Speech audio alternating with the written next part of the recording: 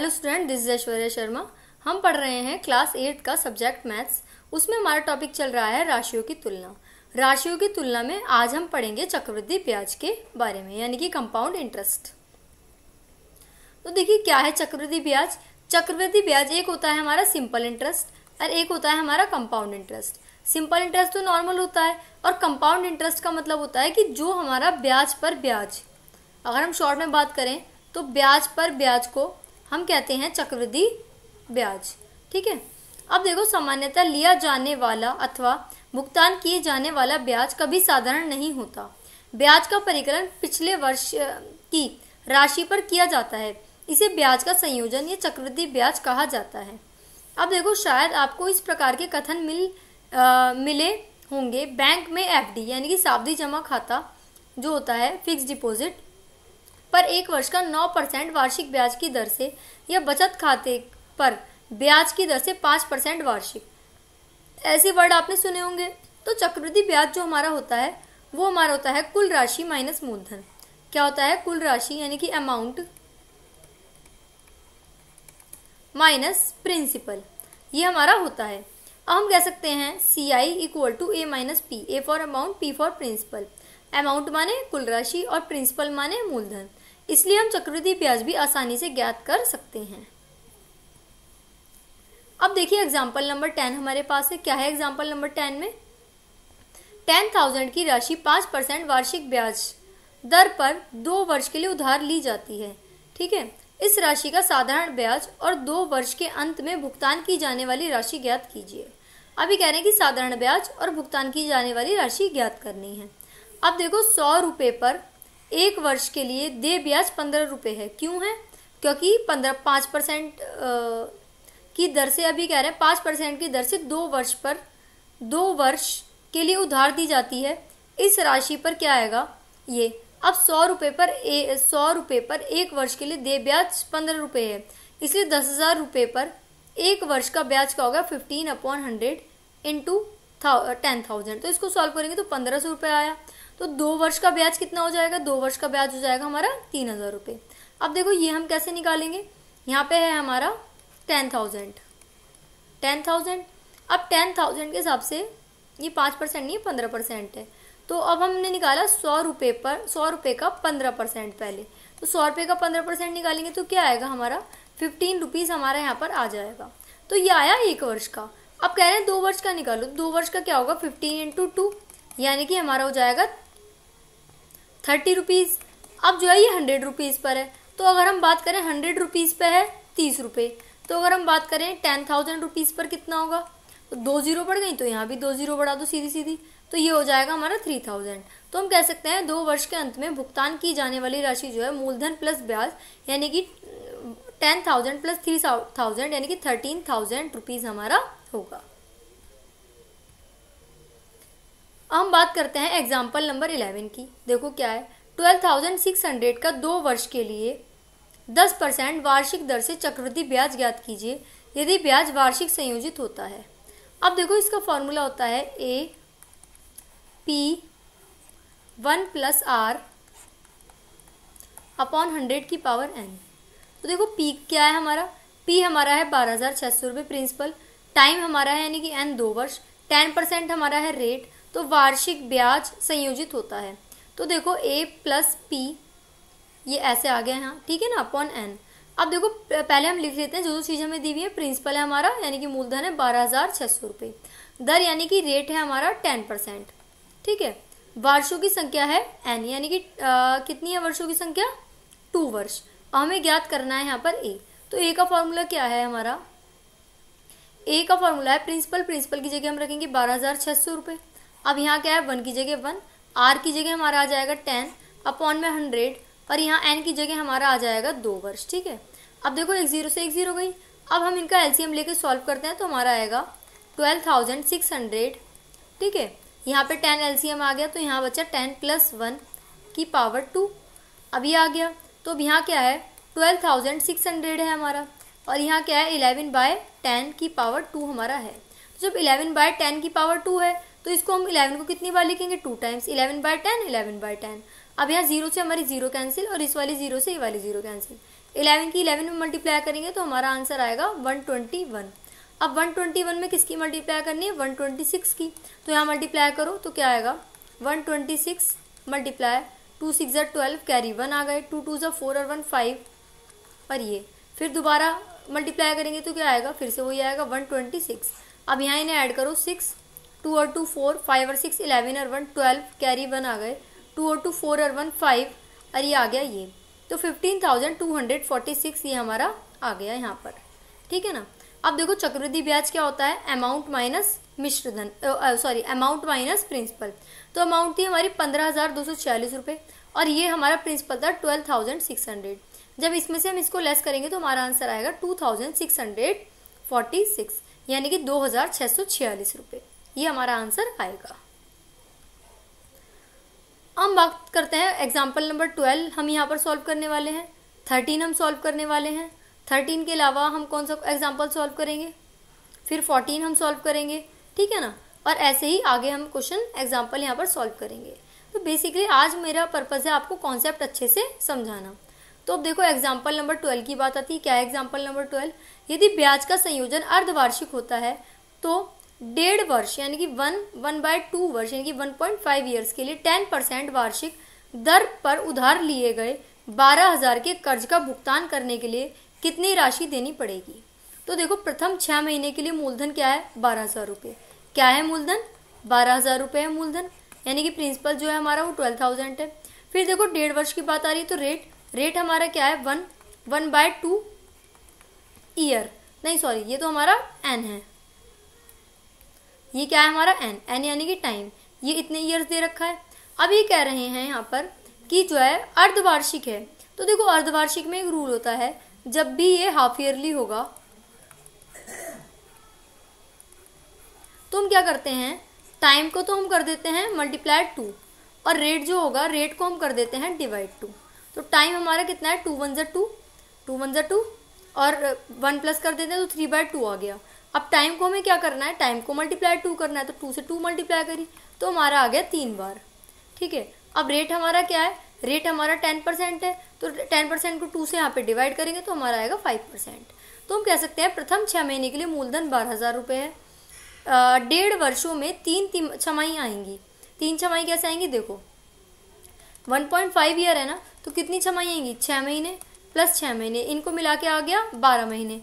12 महीने मतलब 1 ईयर, और फिर 0.5 का मतलब क्या होता है आधा, यानी कि प्लस 6 मंथ और, तो ये हो जाएगा 1.5, ठीक है ना।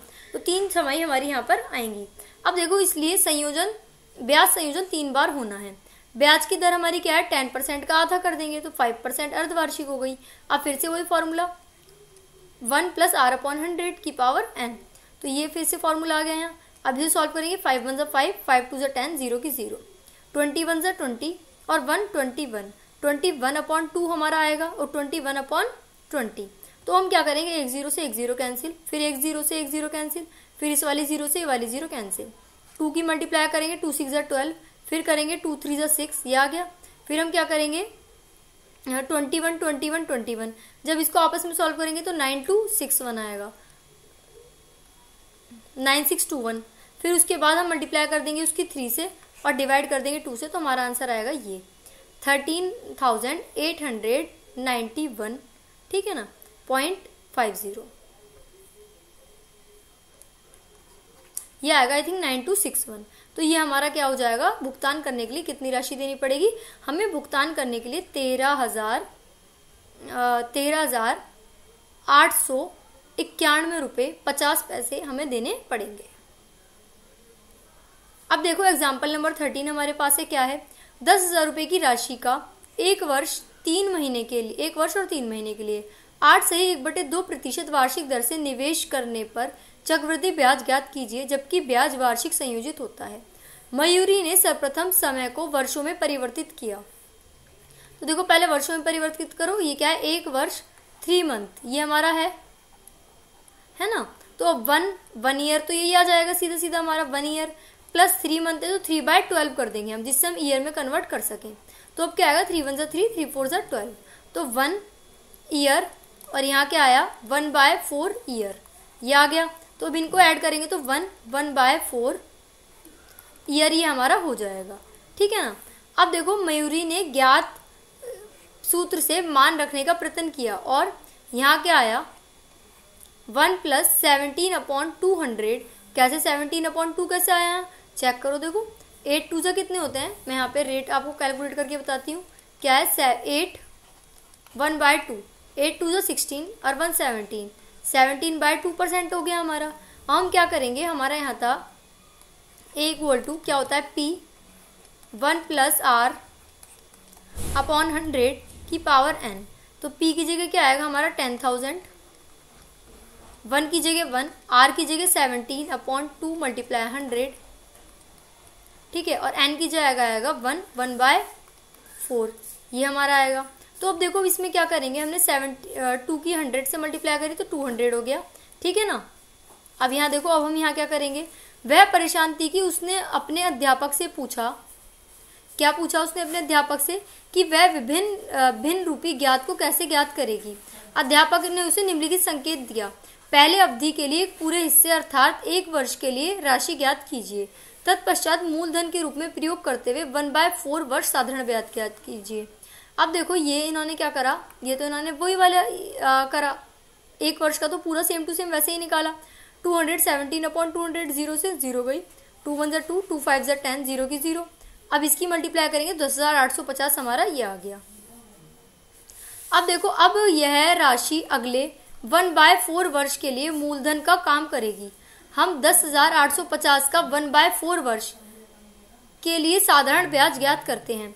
तो SI क्या है हमारा, SI हमारा होता है P × R × T/100, ये हो गया। तो P हमारा क्या है 10,850 हमारा P हो जाएगा और 1/4 की जगह 1/4 आ जाएगा रेट, और टाइम क्या है ये आ गया, सॉरी रेट की जगह आ जाएगा ये है हमारा टाइम और ये हमारा रेट अपॉन 100। अब जब हम इसको सॉल्व करेंगे तो हमारा आंसर आएगा, सॉल्व करके ये इसके साथ चला जाएगा, यहाँ आंसर आएगा हमारा 230 रुपीज 56 पैसे। तो प्रथम वर्ष का ब्याज क्या हुआ, 10,850 में 10,000 आप लेस करेंगे तो 850 रुपये ब्याज आया। अगले 1/4 वर्ष का ब्याज जो आया वो आया 230 रुपये 56 पैसे। इस प्रकार कुल वार्षिक चक्रवृद्धि ब्याज आया 850 + 230 यानी कि 1,080 रुपये 56 पैसे। अब देखिए चक्रवृद्धि ब्याज के सूत्र के अनुप्रयोग। एक किस किस में सूत्र, अब यही वाला जो सूत्र है ना ये कई जगह यूज होता है, बस थोड़ा सा इसका तरीका बदल जाता है। किस किस में, जैसे जनसंख्या वृद्धि में, यानी कि जनसंख्या बढ़ रही है और या फिर जनसंख्या घट रही है। फिर और किसमें, यदि बैक्टीरिया वृद्धि की दर ज्ञात करनी है और उसमें कुल वृद्धि ज्ञात करनी है। किसी वस्तु का मान ज्ञात करना है, मध्यवर्ती वर्षों में इसके मूल्य में वृद्धि और कमी होती है, ये देखना है। तो इसमें हम चक्रवृद्धि ब्याज वाले कॉन्सेप्ट का ही यूज करते हैं। तो देखिए एग्जाम्पल नंबर 14 हमारे पास है। एग्जाम्पल नंबर 14 में क्या है, वर्ष 1997 के अंत में कि शहर की जनसंख्या 20,000 थी, इसमें 5% वार्षिक दर से वृद्धि हुई। वर्ष 2000 के अंत में उस शहर की जनसंख्या क्या होगी। अब देखो प्रत्येक वर्ष 5% की वृद्धि होती है, इसलिए प्रत्येक नए वर्ष की जनसंख्या होती है, नई जनसंख्या होगी। इस प्रकार हम कह सकते हैं संयोजित रूप से बढ़ रही है।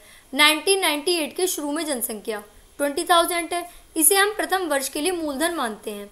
अब क्या आएगा, 5% की दर से वृद्धि 5/100 × 20,000, ये आ गया हमारा। जब इसको हम सॉल्व करेंगे तो हमारा आंसर क्या आएगा, इसको हम सॉल्व करेंगे तो 200 × 5 यानी कि 1000 हमारा आ गया। अब देखो 1999 की जनसंख्या क्या होगी, 20,000 + 100, 20,000 + 1000 यानी कि 21,000 हमारी जनसंख्या होगी। अब देखो 5% की दर से वृद्धि क्या होगी, अब दोबारा 5% तो 21,000 का फिर 5% तो 1,050 हो गया। अब 2000 वर्ष 2000 में जनसंख्या में वृद्धि फिर होके ये जनसंख्या बन गई 22,050। 5% की दर से फिर से वृद्धि निकाली हमने, तो इस तरीके से 2000 के अंत में जनसंख्या में वृद्धि फिर आ गई है। अब देखो इसको हम बार बार स्टेप ना करके एक तरीके से निकाल सकते थे यहाँ डायरेक्टली। ये 3 वर्ष की जनसंख्या निकालनी है ना, 5 1 5, 5 2 10, 0 की 0, 20 और 1 21, 21/20, 21/20, 21/20। अब इसे यहाँ क्या करेंगे, इसको हम करेंगे ये, फिर यहाँ क्या बचा 2 10 20, फिर यहाँ आया 2 5 10, फिर इन सबको सॉल्व करेंगे और 2 से डिवाइड करेंगे तो हमारा आंसर आएगा 23,152.5। अब देखिए हमारा क्वेश्चन है, एग्जाम्पल नंबर 15। एक टीवी 21,000 रुपये में खरीदा गया। एक वर्ष पश्चात टीवी के मूल्य में 5% अवमूल्यन हुआ। अवमूल्यन का अर्थ है यानी कि कमी आई, वस्तु के उपयोग और उनके कारण उसके मूल्य में कमी आई उम्र के कारण। एक वर्ष पश्चात टीवी का मूल्य ज्ञात कीजिए। मूलधन था 21,000, मूल्य में कमी कितनी आई? 21,000 का 5% हम निकालेंगे तो वही 21,000 इंटू 5 इंटू 1/100। जब हम इसको सॉल्व करेंगे तो 0 0 5 1 5 5 2 10, 1050 हो गया। अब वर्ष के अंत में टीवी का मूल्य क्या आया? 21,000 माइनस 1050, 19,950। अब इसे हम एक तरीके से और कर सकते हैं, वही वाला क्वेश्चन हमारा। अब मूल्य में कमी आई ना तो माइनस लगाएंगे, वरना हम क्या लगाते हैं? प्लस। ठीक है, तो अब देखो 21,000 प्रिंसिपल की जगह आ गया, 1 की जगह माइनस आ जाएगा, प्लस की जगह आर की जगह 5/100 और एन की जगह आ जाएगा 1, क्योंकि एक वर्ष ही है। जब हमने करा 5 1 5 5 2 10, 21 20 और 1 लेस करेंगे इस बार क्योंकि माइनस है, तो 19/20।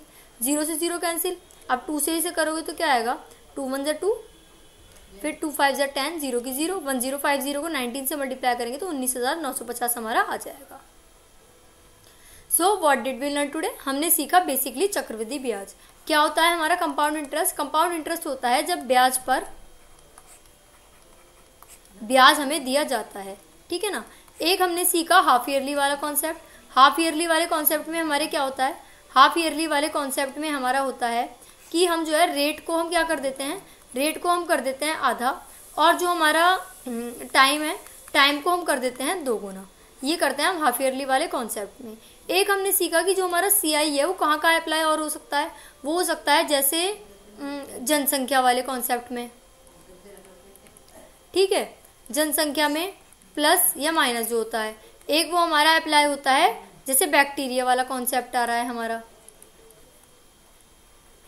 बैक्टीरिया वाले कॉन्सेप्ट में अप्लाई हो सकता है। तो इस टाइप से बहुत सारे कॉन्सेप्ट में, बस इसमें ये ध्यान रखना है कि नॉर्मली जो हमारा फॉर्मूला होता है वो क्या होता है? A फॉर होता है अमाउंट, P फॉर प्रिंसिपल यानी कि मूलधन, फिर 1 + R/100 की पावर n। ठीक है ना। तो ये सब होता है हमारा। तो अब अगर उसमें हास हो रहा हो तो यहाँ माइनस कर देंगे और वृद्धि हो रही होगी तो प्लस। आप मिलते हैं नेक्स्ट क्लास में, तब तक के लिए थैंक यू।